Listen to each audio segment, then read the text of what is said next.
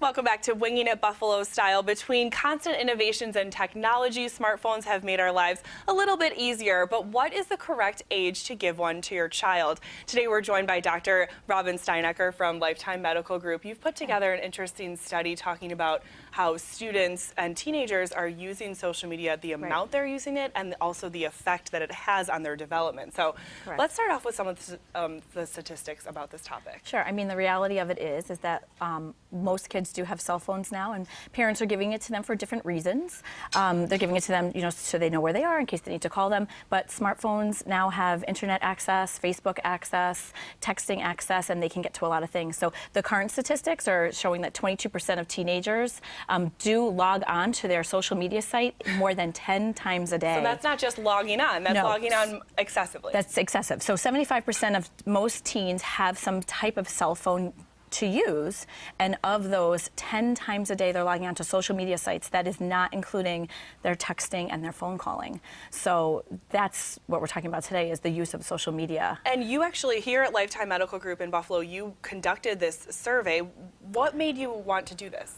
Well, I think Group. These statistics are coming from the American Academy of Pediatrics. These are national statistics. And I think that it was just something that we compiled just to send out to our families, just to be aware of how high that these statistics truly are. So we discuss these in well visits, and a lot of parents say to me, well, I'm always watching them, it's controlled. But the reality of it is, these small little phones are not controlled. This is not like a big computer screen that's sitting in your living room. So it's different. It's a different form of checking your kid. And something that comes up a lot when we're talking about teenagers and social media use is the term Facebook depression. And people might think that just means cyberbullying, but it doesn't. It does not. I mean, cyberbullying could contribute to this type of depression, but the bottom line is, if these kids are looking at their phones and they're interacting with other peers, they're not on the phones. They're not having conversation with them in person, and this leads to social isolation. So now they're in their bedrooms doing it, they're getting upset about something that they're seeing, they're keeping it to each other,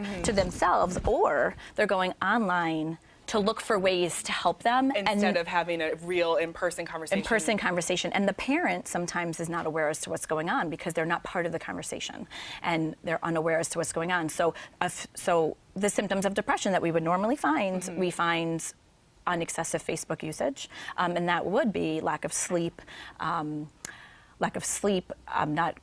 socializing with others, social withdrawal, not wanting to go to physical parties, family parties, and the parent doesn't quite get it. So these are some possible signs that maybe just a little bit too much time on the smartphone. Exactly. Okay. So what are some other tips for parents if they're seeing these signs in their children, or they just want to combat this type of depression? Well, first of all, the American Academy of Pediatrics does state that children should be on a screen no more than 2 hours a day. Okay. So 2 hours a day, I mean, we're talking excessive usage of social media. But it can really add up. So it can add up when you're saying 5 minutes here, 2 minutes there. So first of all, I do tell parents that they should be on top of what's going on those phones. They have a right to check and to look, and it shouldn't be done in a sneaky way, because then the child wouldn't understand or would think that they were sneaking in on them. So it should be a conversation. Just be honest and say, I'm going to be monitoring, or I'm going to put this control on your phone, and here's why. And then it'll feel like an adult conversation. Right. And a parent needs to know that those things exist, that there are parent controls and there are ways to look. And the other thing is to model the right behavior. Teach your children about compassion. And, you shouldn't be saying mean things about somebody in person. You shouldn't be saying mean things about somebody on Facebook.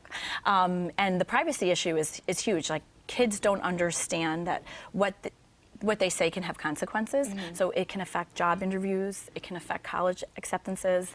People are really going on these sites to see what they've done and what they're saying, and it says a lot about character. When you're a teenager, sometimes it can hurt your future. It's so easy to just fire something off. There's no filter, and it sometimes can you don't think about it. Do you think this is going to force or make our society less social when kids are growing up this way? This is the problem. The problem is social isolation and not having conversation with people. And that leads to depression itself, and that's what we're talking about with Facebook depression, but also you just lack social skills.